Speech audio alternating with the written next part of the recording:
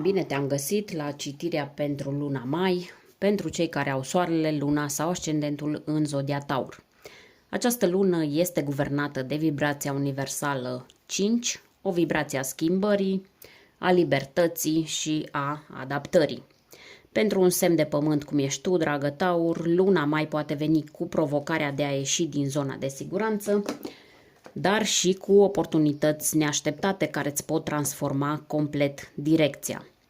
Nu este o lună în care să stai pe loc, dimpotrivă, este un moment ideal pentru a reevalua, a acționa diferit și a-ți regăsi puterea interioară.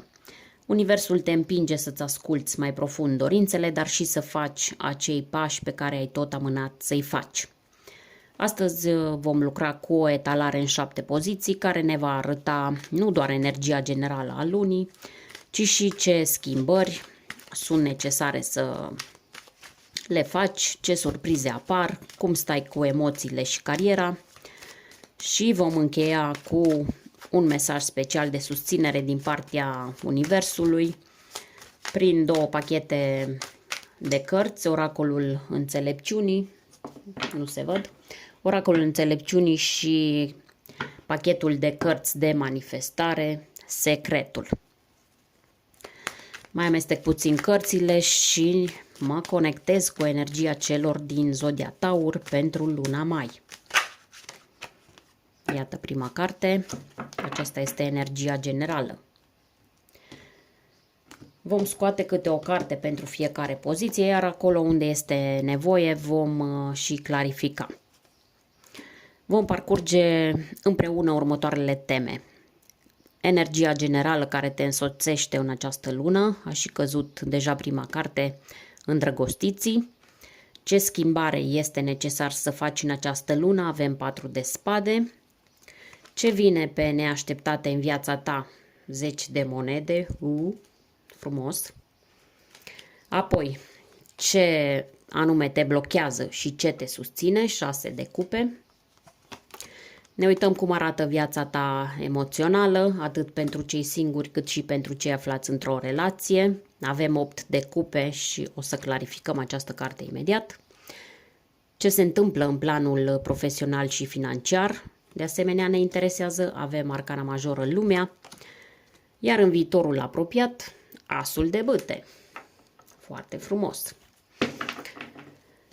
Hai să vedem ce mesaje primești din partea Universului. Ca ghidare finală pentru luna mai, vom interpreta aceste cărți la sfârșitul interpretării cărților de tarot pentru Taur în luna mai.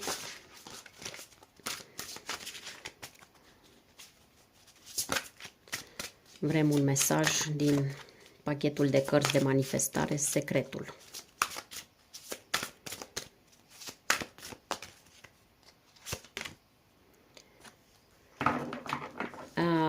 Să vedem cum traducem. Numără binecuvântările din viața ta. Cu toții suntem binecuvântați cu ceva în viața noastră, da? Nu ne merge doar rău sau doar bine. Hai să vedem care este și mesajul din partea Oracolului Înțelepciunii. Numărul 40. Colaborare creativă. Îl punem deoparte și interpretăm la final. Hai să clarificăm neapărat viața sentimentală și lasă-mă să arunc o privire să văd ce poziție mai putem clarifica. Așa, clarificăm 8 de cupe și mai scoatem o carte din tarotul Rider-Waite pentru că îmi lipsește o carte la poziția a ceea ce te ajută și ce te blochează în această lună. Cavalerul de cupe. Hai să scoatem și cealaltă carte, lângă 6 de cupe, ce te ajută și ce te blochează. 9 de bâte. Perfect. Putem începe cu energia generală. Luna mai se deschide pentru tine cu o alegere esențială.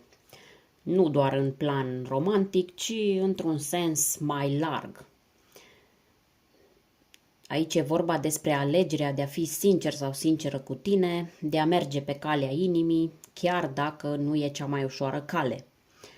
Cartea Îndrăgostiții, care în tarotul clasic este asociată cu zodia Gemeni, ne aduce la intersecția dintre dorință, responsabilitate și liber arbitru. În mai vei simți intens că trebuie să decizi ceva important, dar nu doar cu mintea, ci și cu sufletul.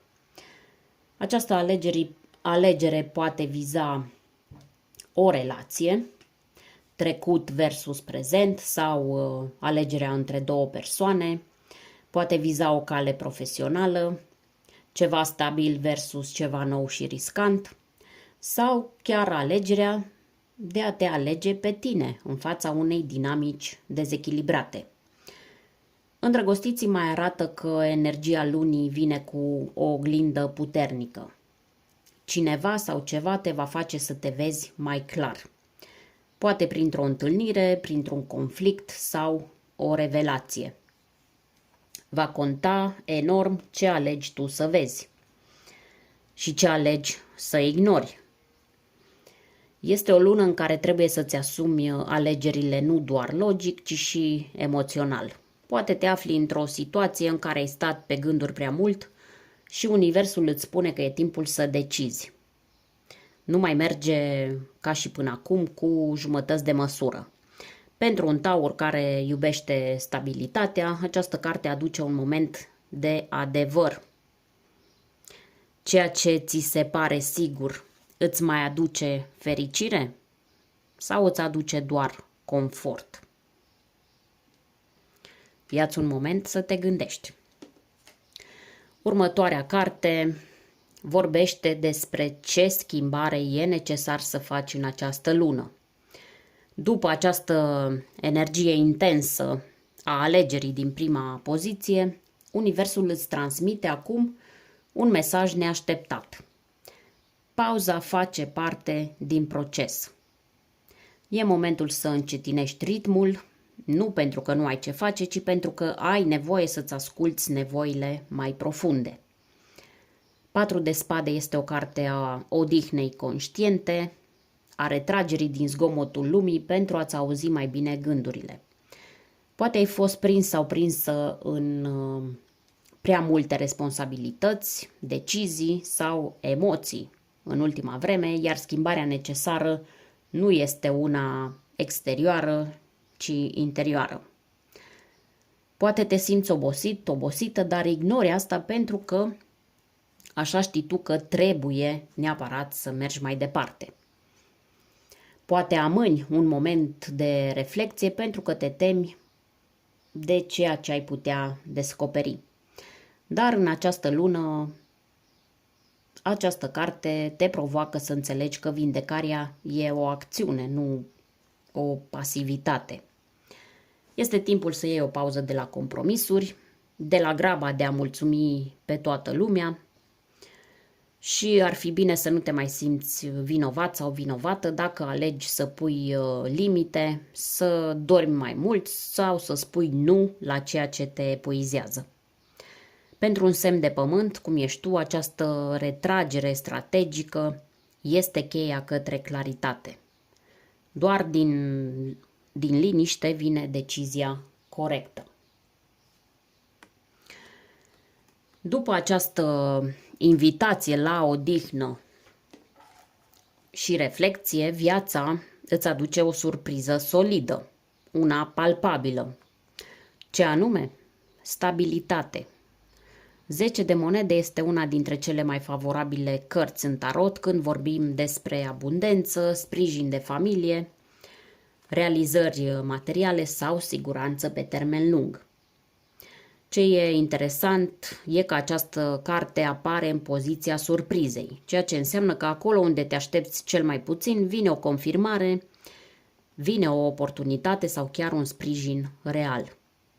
Poate cineva din familie îți oferă ajutor, poate primește o moștenire, o ofertă avantajoasă.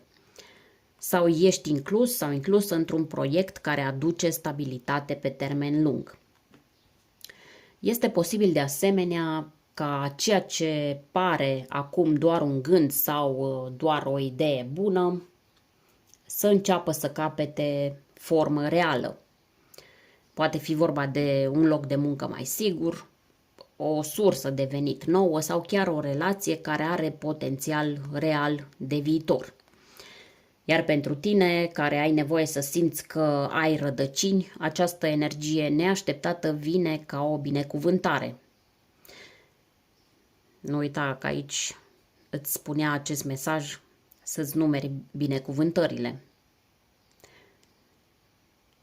Mai ales că luna mai, sub vibrația 5, aduce multă instabilitate în general. Tu ești printre cei rari care pot primi exact opusul. Un sentiment profund de apartenență și siguranță. Iar acum ne apropiem de una dintre cele mai importante poziții din citire. Acel loc unde vedem ce te trage înapoi și ce îți dă forță. E ca și cum descoperim ce e în spatele cortinei. 6 de cupe și 9 de bâte. Prima carte ne spune ce te blochează, iar a doua ce te susține. Această combinație ne dezvăluie o tensiune între trecut și prezent. Pe de o parte, 6 de cupe ne duce înapoi, la amintiri, la oameni dragi, la copilărie sau la o versiune mai veche a ta. Este o carte frumoasă, nostalgică, dar în poziția blocajului ne arată că ceva din trecut te trage înapoi. Poate e o relație pe care nu ai închis-o complet. Poate că ai un gând de genul ce-ar fi fost dacă, un gând care încă nu-ți dă pace. Sau poate ai rămas atașat sau atașată de o imagine idealizată a vieții, despre cum ar fi trebuit să fie, despre cum era cândva. Iar acest atașament, chiar dacă pare emoționant și inofensiv, de fapt te ține blocat sau blocată în locul în care nu mai ești. Pentru un taur care tinde să păstreze lucruri pentru că au însemnat ceva cândva, 6 de cupe vine ca un semnal clar. Trecutul nu-ți mai poate oferi ceea ce cauți acum. În contrapondere vine 9 de bâte, o carte a rezilienței, a forței personale și a lecțiilor învățate pe pielea ta. Această carte îți spune că ai trecut prin multe, dar ești în continuare în picioare. Chiar dacă ești obosit, obosită, nu ești învins sau învinsă. Este acel moment în care îți spui că nu te mai lași rănit sau rănită de aceleași povești. Ai învățat și acum alegi diferit. Așadar, deși trecutul te trage înapoi, te atrage cu imaginea lui dulce și familiară, puterea ta constă în capacitatea de a sta drept în fața oricărei situații, cu lecțiile acumulate și cu granițele întărite. Poate că nu mai ești la fel de deschis sau deschisă ca înainte, dar știi mai clar ce accepți și ce nu. Pentru tine luna mai aduce un moment cheie. Continui să retrăiești ce a fost sau te ridici, chiar dacă ești rănit sau rănită, și mergi înainte cu capul sus. Această alegere va influența tot restul citirii și cum se desfășoară emoțional și profesional următoarea etapă. Și pentru că tot am deschis această ușă spre emoție și vindecare, următoarea poziție ne duce în cel mai intim teritoriu al lunii mai, viața ta emoțională. Să vedem ce spune 8 de cupe împreună cu clarificarea cavalerul de cupe. În această lună mai, viața ta emoțională trece printr-un moment de cotitură, iar aceste două cărți ne spun o poveste profundă. Ai iubit, ai sperat, ai dat mult, dar acum simți că trebuie să pleci sau măcar să te oprești și să reevaluezi. 8 de cupe este o carte a renunțării. dar nu din lașitate, ci din maturitate. Arată acel moment când, deși încă mai simți ceva, știi că nu-ți mai e suficient. Poate ai fost într-o relație în care ai tras mult, poate a fost vorba de o iubire neîmplinită sau o conexiune care nu s-a materializat, dar luna mai vine cu o întrebare dură. Mai poți continua așa? Sau e timpul să te alegi pe tine? Această energie se aplică atât celor care sunt singuri, cât și celor aflați într-o relație. Haideți să le luăm pe rând. Pentru cei singuri, poți simți că încă porți cu tine ecoul unei iubiri din trecut. Poate ai așteptat ca cineva să se întoarcă, să-ți spună ce nu ți-a spus, să-ți ofere ce nu ți-a oferit. Dar în mai sufletul tău pare să spună că nu mai poate trăi din amintiri sau promisiuni. Sufletul tău vrea o iubire vie, prezentă și reală. Aici intră în scenă cavalerul de cupe, semn clar că pe măsură ce lași în urmă ceea ce nu ți-a adus împlinire, cineva nou sau o energie romantică proaspătă apare în calea ta. Poate fi o invitație, un mesaj, o întâlnire care îți trezește inima, dar doar după ce faci acel pas emoțional de detașare. Este foarte posibil ca această persoană să aibă o energie de apă, rac, scorpion, pești, sau să fie cineva care te atrage prin sensibilitate, blândețe și profunzime emoțională. Pentru cei aflați într-o relație, 8 de cupe nu înseamnă neapărat despărțire, dar înseamnă că ceva în voi trebuie lăsat în urmă. Poate o rutină toxică, poate o necomunicare cronică, poate o rană care nu s-a vindecat. Această carte vine ca un apel de trezire. Fie pleci de tot, fizic sau emoțional, fie stați față în față și spuneți adevărul, oricât ar durea. Cavalerul de cupe, în acest caz, e chemarea spre reconectare emoțională. Dacă încă mai există iubire, nu e prea târziu să reaprindeți flacăra. Dar bineînțeles că puteți face asta doar dacă ambii sunteți sinceri și dispuși să faceți pași concreți. Poate că tu vei fi cel sau cea care va face primul pas, poate cu un gest, o discuție sau o alegere matură.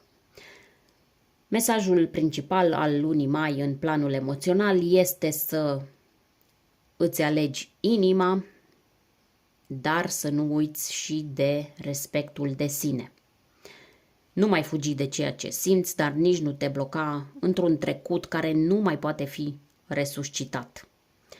Universul îți deschide o poartă către un nou tip de iubire, nu neapărat așa cum o știai tu, dar trebuie mai întâi să închizi ușa care ți-a lăsat sufletul pe jumătate gol. Urmează o poziție la fel de importantă, carieră, bani, direcție profesională și aici avem o carte cu greutate, arcana majoră, lumea. Să și focalizăm dacă reușim. Așa. Când lumea apare într-o etalare, știm din start că nu mai este loc de expresii de genul aproape că am ajuns sau cât de cât. Această carte, ultima din arcanele majore, marchează în tarot încheierea unui ciclu complet cu maturitate, înțelepciune și un salt la un nou nivel.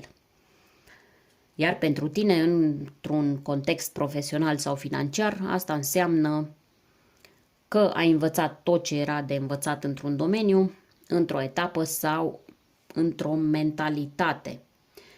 E timpul pentru următorul nivel. Lumea poate indica încheierea unui proiect important, poate indica obținerea unei recunoașteri, cum ar fi un titlu, o promovare, o diplomă, o nouă funcție, finalul unei etape profesionale și începutul alteia. ieșirea dintr-un job, lansarea pe cont propriu, începerea unui nou drum. Pentru fiecare va fi vorba despre altceva. Dar dincolo de toate acestea, mesajul mai profund este să nu mai accepți roluri care te țin mic sau mică. Ai crescut, ai depășit niște limitări, iar acum e timpul să fii văzut sau văzută pentru ceea ce știi cu adevărat, nu doar pentru ceea ce faci. În contextul lunii mai, guvernată de vibrația 5, o vibrație a mișcării, această carte îți spune că e momentul să te extinzi, să-ți schimbi domeniul sau să duci mai departe ceva ce ai ținut prea mult doar la stadiul de plan și nu de acțiune. Poți avea legături cu străinătatea, cu mediul online, cu publicul, cu orice domeniu care te scoate în lume sau îți cere să fii mai vizibil sau vizibilă. Dacă ai simțit că meriți mai mult sau că poți mai mult, lumea vine ca un răspuns cosmic. Da, poți, dar trebuie să ieși din cercul tău de siguranță. Și iată că ne apropiem de final, dar nu înainte de a vedea ce se întâmplă în viitorul apropiat. Avem aici o carte cu un potențial uriaș, asul de bâte. După tot ce ai trăit, ai învățat și ai eliberat până aici, vine momentul pe care mulți îl așteaptă, dar îl așteaptă fără să știe cum să-l și recunoască. Momentul aprinderii scânteii. Asul de bâte este începutul unei noi pasiuni, al unei idei inspirate sau al unei direcții care îți reaprinde focul interior. Pentru tine care ești un semn stabil și uneori precaut, această carte e ca o torță aprinsă în noapte. Te cheamă să acționezi, să creezi, să te miști. Nu mai e vorba doar de gânduri sau vise, ci de energia care vine din tine și care cere să fie exprimată. Ce poate însemna concret acest as de bâte? Poate însemna o idee nouă de proiect sau o colaborare care te entuziasmează brusc. Poate fi vorba de o pasiune redescoperită, poate una artistică sau una antreprenorială. Poate fi vorba de îndrăgostirea de cineva sau de un vis abandonat. Sau poate fi chiar o schimbare bruscă de direcție care te trezește din stagnare. Această energie este pură, este o energie brută și plină de potențial, dar important este să nu o lași să se stingă. Scrie ideea care îți vine în minte, trimite mesajul care vrei să-l trimiți, fă primul pas chiar dacă nu știi unde duce. În tarot, toți așii sunt semințe, iar bâtele sunt focul. Dacă nu pui această scânteie în acțiune, se stinge. Dar dacă o urmezi, poate aprinde totul în jurul tău, în cel mai bun sens. După o perioadă de introspecție cu 4 de spade, încheieri cu lumea, renunțări emoționale cu 8 de cupe și revelații cu îndrăgostiții, acest as vine ca un da universal. Acum e momentul tău, acționează. Și pentru că ai parcurs tot acest drum intens, e timpul să ne întoarcem la mesajele oracol. Primul mesaj din secretul: numără binecuvântările din viața ta. Cu toții suntem binecuvântați cu ceva, exact cum am spus și la început. Nu ne merge doar rău sau doar bine, în fiecare zi există ceva care merită recunoscut, chiar dacă pare mic. Poate că ai avut parte de pierderi, de schimbări dureroase, dar acest mesaj vine ca un balsam. Când alegi să vezi ceea ce ai deja, se deschid ușile către mai mult. Recunoștința nu e o formă de resemnare, este cheia care îți deschide noi porți. Mesajul din partea oracolului înțelepciunii: Scuze pentru întrerupere, iar am rămas fără spațiu pe telefon. Așadar avem și mesajul din partea transmis de univers prin oracolul înțelepciunii. Numărul 40, colaborare creativă. Această carte îți amintește un adevăr simplu, dar profund. Nu ești singur sau singură în procesul tău de transformare. Da, tu ai visul, tu ai ideea, tu simți acea chemare interioară, așa cum arată asul de bâte. Dar universul vrea să lucreze împreună cu tine, prin oameni, prin oportunități, prin sincronizări. Poate că ai fost prea mult timp într-o energie de genul fac totul singur sau singură. Sau poate ai simțit că dacă ceri ajutor, dai dovadă de slăbiciune. Dar în luna mai această carte îți spune clar. Ideile tale au nevoie de un spațiu în care să crească și acel spațiu se creează împreună cu alții. Poate vei colabora cu cineva într-un proiect creativ. Poate apare o conexiune profesională neașteptată care îți deschide o ușă. Sau poate e vorba despre o relație care, deși nu pare destinată în sens romantic, te inspiră și te susține exact la momentul potrivit. Pentru un taur care iubește controlul și planurile clare, acest mesaj poate părea puțin provocator. Dar exact asta e frumusețea lunii mai.